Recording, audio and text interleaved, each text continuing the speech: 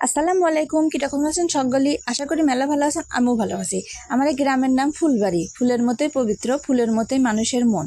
সেই জন্যই তো এই রকম দিনেও এসে এই 2025 সালেও একজন আরেকজনের সাথে এত পরিমাণে মিল না হলে কি ছোট মানুষের মতোই বড় মানুষগুলি একসাথে এরম রেডি বেডি খায়, পিকনিক পুশুরি যে যেটি কবির পারেন, আমরা পিকনিকই কই। সেজন্য এই বছরকার দিন যখন বন্ধু বান্ধব ছোটকালে একসাথে খেলে বেড়ায়, কিন্তু বড় হয়ে গেলে যে যার কর্মের জন্য আলাদা আলাদা জায়গায় আমরা চলে যাই, তাই না?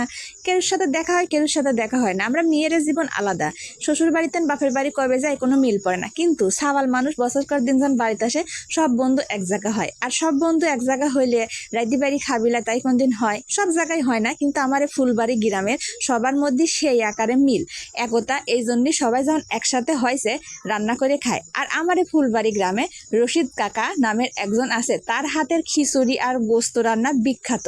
এটা আপনি যে কোনো হোটেলে নিয়ে গেলেও ফেল মারি যাবে। আমার হাতের যে খাবার, মানে এই চাচার হাতের, সরি আমার হাতে না, এই চাচার হাতের খাবার যে খাবে একবার, সে 5 স্টার হোটেলে রান্নার খাবারও ভুলে যাবে। এটি আমি গ্যারান্টি দিয়ে কবি পারতেছি। সেই জন্যই তো পাবনার শহরে নিয়ে যাই চাচাকে আমার ভাইয়ের বিয়েতে রান্না করাইছিলাম।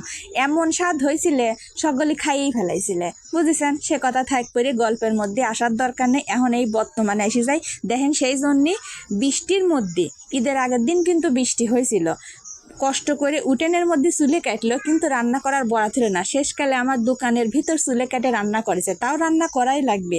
রাত 12টা 1টা 2টে সমস্যা নেই, সবাই বন্ধুরা একসাথে রান্না করে খাবো। সেই জন্য প্রথমে আগে গোস্তগুলি দেন মাখা দিচ্ছে। কাকার যে মাখানির সিস্টেম দেখলেই আপনার অর্ধেক পেট ভরে যাবে। খাবেন তো পরে, দূরের কথা খাওয়া। আর সবাই মিলে অপেক্ষায় রয়েছে কখন খাওয়া হবি, কখন কবাই খাবে, রান্না হওয়া হবি তো তবে সিনি খাবি। এই তো মানে এটা করতে করতেই তো রাত অর্ধেক চলে গেল। ঈদের আনন্দ কয় কাক। আর সবার যদি মনের মধ্যে একটা মিল থাকে, আনন্দ এমনিই হয়। এই ফুলবাড়ি গ্রামে কেউ কারো হিংসা করে না, কেউ কারোর সাথে খারাপ ব্যবহারও করে না।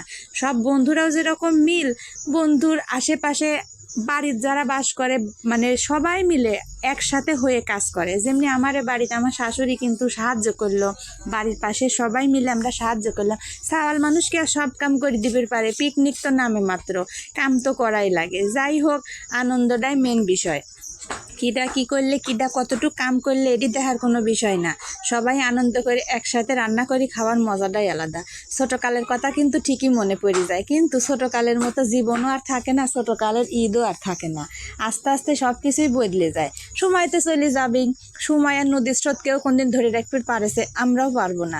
বয়স বাড়িয়ে যাবি, দিন চলিয়ে যাবি, কিন্তু মন কোনোদিন বুড়ি হয় না। একটা কথা আছে, বয়স বুড়ি হয় কিন্তু মন কোনোদিন বুড়ে হয় না। সেমনি আমার এই ফুলবাড়ি গ্রামের যেসব যুবক ছেলেরা আছে, তাদের মন মনে হয় কোনোদিনও বুড়ে হবে না। সবাই খুবই আনন্দ সহকারে দিন যাপন করে। আজকে খেলবি, কালকে বেড়াবি, আজকে এডি করবি।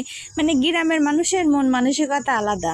গ্রামে বাস করেও দেখতেছি, শহরে বাস করেও দেখছি, শহরের মানুষের কেউ কারো সময় দেওয়ার সময়ই নাই, যে যার মতো জীবন নিয়ে ব্যস্ত। কিন্তু আমার এই গ্রামের মানুষের ঈদ দেখলে আপনার এত আনন্দ লাগবে যা বলার মতো না। শহরের মানুষ আপনি একটা দাওয়াত দিলাম এসে বেড়া যায় না আমার গ্রামের ঈদ দেখার জন্য। দেখেন চুলায় রান্না হচ্ছে, সবাই বসে রয়েছে অপেক্ষা করতেছে, সেই ছোট মানুষের মতো কখন রান্না হবে, কখন খাবে। বৃষ্টির জন্যই দোকানের মধ্যেই রান্না হচ্ছে। বৃষ্টি কিন্তু রান্না থামার একটু পারেনি। আল্লাহ মাথায় একটা না একটা বুদ্ধি ঠিকই দিয়ে দেয়, তাই না? সুযোগ যখন আইছে রান্না করি তো খাওয়াই লাগবে।